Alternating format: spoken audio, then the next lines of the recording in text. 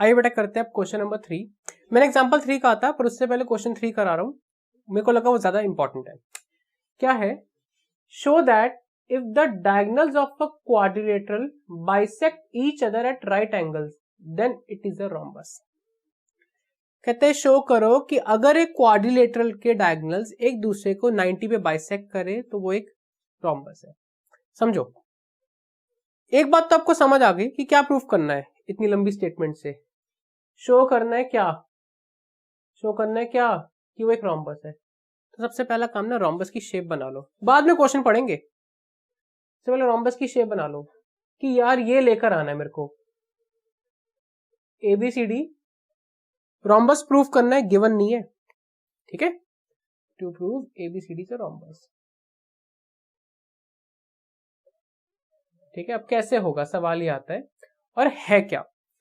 कहते हैं show that if the diagonals of a quadrilateral, कहते हैं शो करना है कि अगर डायगोनल्स एक क्वाड्रिलेटरल के, डायगोनल्स क्वाड्रिलेटरल के बाइसेक्ट ईच अदर, बाइसेक्ट कर रहे हैं, बाइसेक्ट मतलब हाफ हाफ कर रहे हैं, एक दूसरे को आधा आधा काट रहे हैं, वो भी किस पे? At right angles, bisect each other at right angles, then it is a rhombus. Means यानी यहां पर गिवन हो गया क्या कि ABCD एक क्वाड्रिलेटरल है, ABCD is a quadrilateral, AC और BD, AC and BD bisect each other eight 90 degree. मतलब क्या हुआ सर कि AC के दो टुकड़े हो रहे हैं, AC के दो टुकड़े, बाइसेक्ट मतलब दो टुकड़े किसके द्वारा? BD के, यानी AC के दो टुकड़े AO and CO, AO and CO, इसी तरह BD के दो टुकड़े हो रहे हैं BO and DO, BO and DO, ठीक है। वो भी एट राइट एंगल्स, यानी इनके बीच में एंगल्स 90 का बन रहा है। तो मार्क कर देते हैं AO CO DO BO and बीच वाले एंगल्स 90, ठीक है। ये चीज है, तो लिख दूं? लिख देते हैं, इससे आसानी रहेगी हमारे को। That is AO is equals to CO, BO is equals to DO, बीच वाले angles AOB BOC, AOB BOC COD DOA, चारों एंगल 90, BOC COD, ठीक है, DOA चारों ही 90।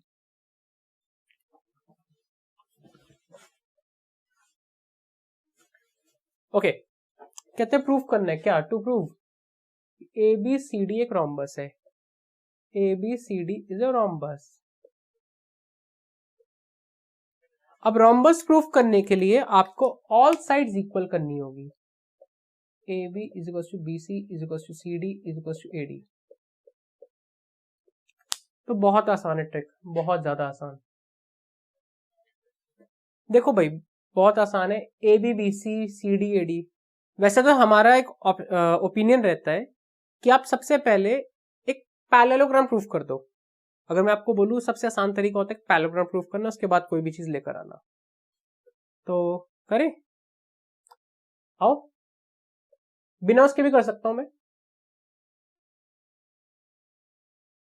अगर मैं आपको बोलूं बेटा कि ABCD को एक पैरेललोग्राम प्रूफ कर दो, तो आप कैसे करते? थ्योरम याद करो। एक थ्योरम थी कि अगर डायगोनल्स एक दूसरे को बाइसेक्ट करे, डायगोनल अगर बाइसेक्ट करे तो वो एक पैरेललोग्राम होता है, ठीक है। सबसे बेस्ट तो ये रहता है पहले पैरेललोग्राम कर दो, उससे हमारे को सारी प्रॉपर्टीज मिल जाती है, कोई भी पैरेललोग्राम हो उससे आसानी रहती है। तो उसी को फॉलो करते हैं क्योंकि आगे के कई क्वेश्चन में उसी हम करेंगे। तो सबसे पहले मैं ABCD को एक पैरेललोग्राम प्रूफ करूंगा। क्यों? मेरे को पता है डायगोनल्स बाइसेक्ट कर रहे हैं, ठीक है, DO BO के इक्वल है, तो ABCD एक पैरेललोग्राम हो गया। ABCD is a parallelogram reason if the diagonals of a quadrilateral, if the diagonals of a quadrilateral bisect each other, then it is a parallelogram. Theorem number 7. तो पहला part तो ये हो गया. इससे पैरेललोग्राम की जितनी प्रॉपर्टीज है, एंगल, साइड्स, सब कुछ हमारे को मिल जाएगा.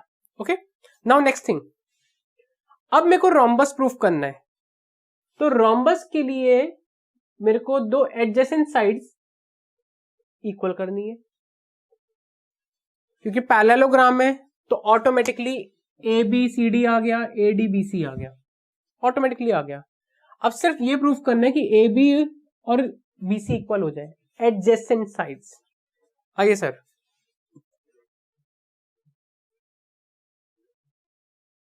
ए बी सी डी,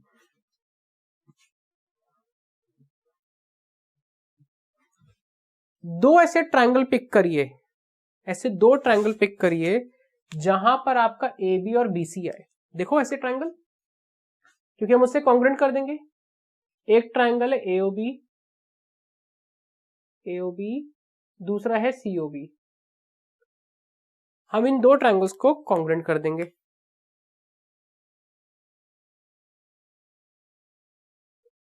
ए बी सी डी, आइए करते हैं. कैसे होगा कॉन्ग्रुएंट?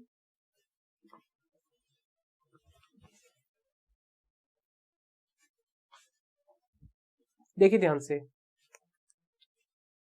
ABCO. सबसे पहला AO CO के इक्वल है, ये बात क्वेश्चन नहीं दे रखी है. In triangle AOB and COB, AOB and triangle COB, AO CO के इक्वल है.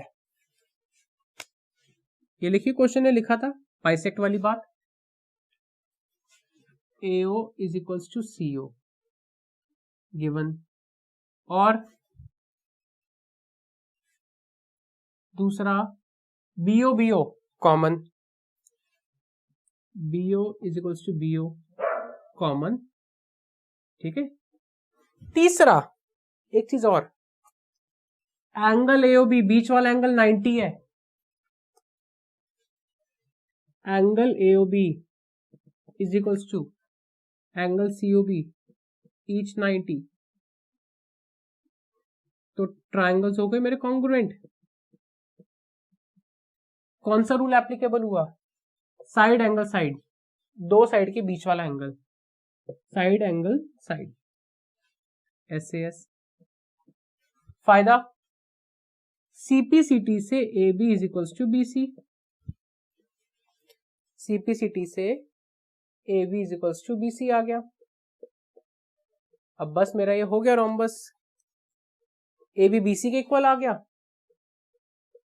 और मेरे को पता है कि AB CD के इक्वल होता है, पैरेललोग्राम है.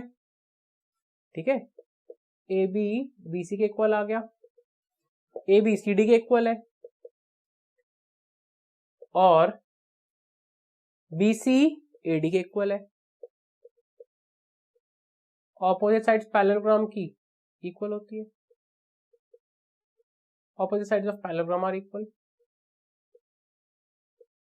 Therefore ABCD is a rhombus. काम नहीं खत्म हुआ. मैं आपको इस हिस्से का एक शॉर्टकट बताता हूं. अगर आपका स्टेटमेंट बार बार लिखने का दिल नहीं है तो आप क्या करें, तो आप क्या कर सकते हैं, आप लिख सकते हैं सीधा सिमिलरली, क्योंकि इसी तरह मैं BC और CD को भी कर सकता हूं, CD AD को भी कर सकता हूं. Similarly AB BC CD AD सारे लिख देंगे, इक्वल दिखा सकता हूं.